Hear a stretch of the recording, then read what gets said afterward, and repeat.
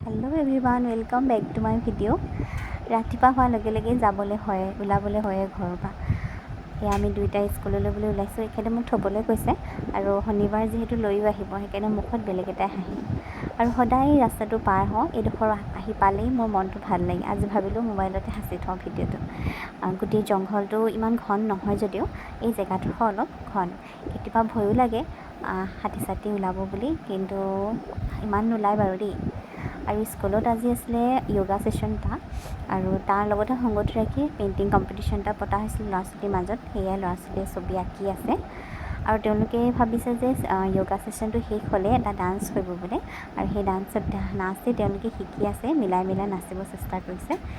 সৰু সৰু ল'ৰা ছোৱালী যেতিয়া নাচে খুব ভাল লাগে মনটো। তাৰপাছতেই ছেশ্যনটো আৰম্ভ হৈছেই, আৰু এই ছেশ্যনটো শেষ হৈ মই ঘৰলৈ বুলি উভতিলোঁ।